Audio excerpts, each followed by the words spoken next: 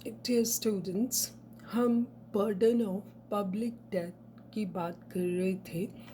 हमने देखा कि बर्डन इंटरनल डेट में कौन से फैक्टर्स हैं जो बर्डन डिसाइड करते हैं, और उसके direct money burden, direct real burden क्या है। डेल्टन ने इस बारे में बहुत विस्तार से समझाया है।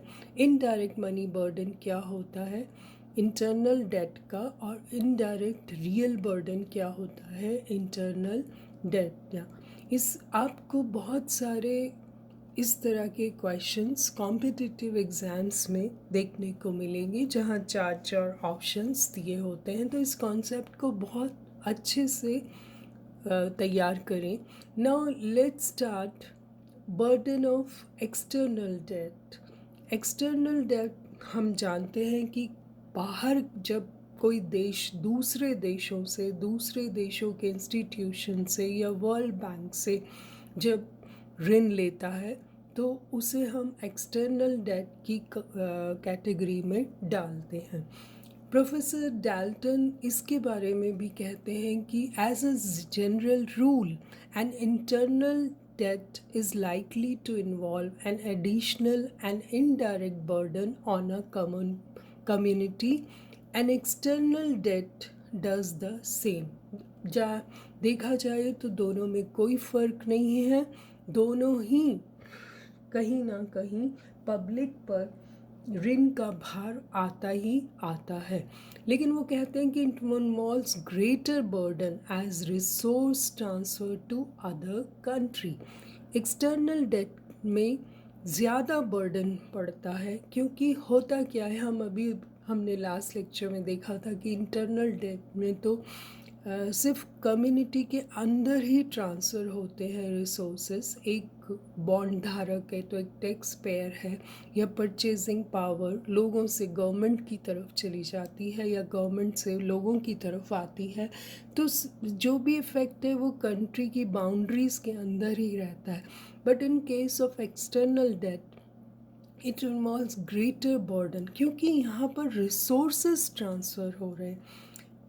दूसरे देश को हम ना सिर्फ प्रिंसिपल अमाउंट दे रहे हैं बल्कि उनको हम इंटरेस्ट भी पे कर रहे हैं। तो डायरेक्ट मनी बर्डन अगर देखें तो huge amount of interest and principal amount remitted to the creditor country. खूब सारा पैसा हमारे देश से बाहर चला जाता है। It is out of our national income में से हमें उन्हें इंटरेस्ट पे करना पड़ता है, उनको प्रिंसिपल अमाउंट पे करना पड़ता है।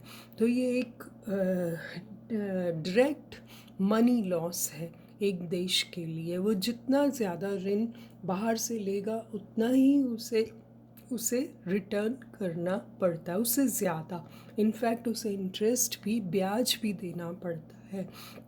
अगर हम इनडायरेक्ट मनी बर्डन की बात करें तो sometimes the amount is paid in terms of goods and services.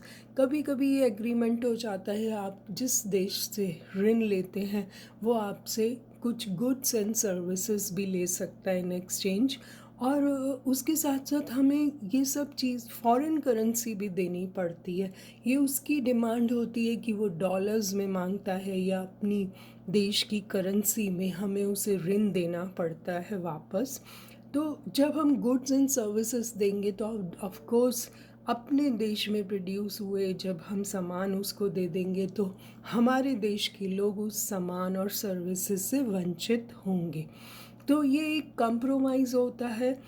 ऋण के बदले में हमें उसे ना सिर्फ अपनी फॉरेन करेंसी देनी पड़ती है बल्कि कभी कभी गुड्स और सर्विसेज भी देने पड़ते हैं।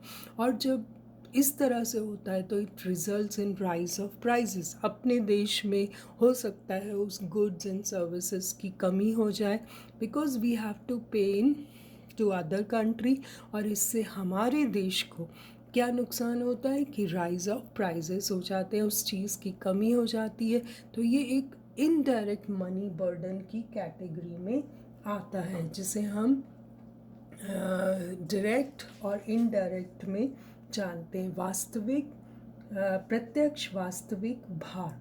तो ऋणी देश जो है वो विदेशी मुद्रा अर्जित करने के लिए अथवा विदेशी ऋणदाताओं को वस्तुएं तथा सेवाएं निर्यात करने के लिए और अधिक निर्यात करता है, और इससे क्या होता है कि हम लोगों को ना गुड्स एंड सर्विसेज, वस्तुओं और सेवाओं से वंचित रहना पड़ता है।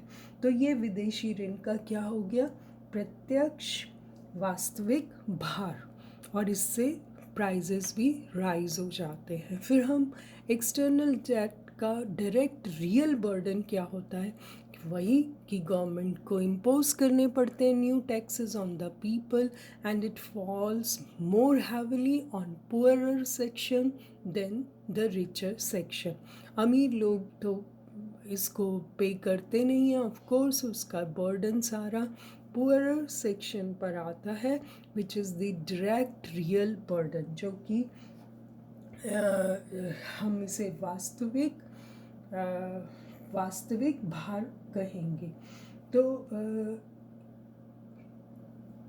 इस चीज़ से बचने के लिए हमें कोशिश करनी चाहिए, इसीलिए फॉरेन जो डेट है उसको नहीं डिज़ायरेबल नहीं होता। अगर हम एक्सटर्नल डेट का इनडायरेक्ट रियल बर्डन देते तो it increases the difficulties of the people who are discourage to work and save further. उन्हें लगता है कि मैं जो भी कमा रहा हूँ टैक्सेस के द्वारा बाहर जा रहा है, फॉरेन कंट्री में जा रहा है। अगर हम इंटरनली कम्युनिटी में ही ट्रांसफ़र हो रहा है तो फिर भी एक बार आदमी सोचता है कि चलो कोई बात नहीं, दूसरे लोगों को फ़ायदा हो रहा है। लेकिन जब रिसोर्सेज देश से बाहर जाते हैं तो it is really very painful, और ये लोगों को डिस्करेज करता है कि वो ऐसा करने के लिए उनको रोकता है। तो दिस वे एक्सटर्नल डेट और इंटरनल डेट का बर्डन हमने अलग अलग समझने की कोशिश की है। आप इस कॉन्सेप्ट्स को समझें कि डायरेक्ट और इनडायरेक्ट मनी बर्डन क्या होता है, और indirect same way real burden क्या होता है और मनी बर्डन क्या होता है। तो डाल्टन ने बहुत अच्छे से इसको समझाने की कोशिश की है कि गवर्नमेंट को क्या क्या करना चाहिए जिससे कि जो भार है, ऋण का भार है, वो जुडिशियली डिवाइड हो कम्युनिटी में, पब्लिक में, और उसका कोई जो इल इफ़ेक्ट है वो ना हो। Thank you so much. We'll continue in next lecture.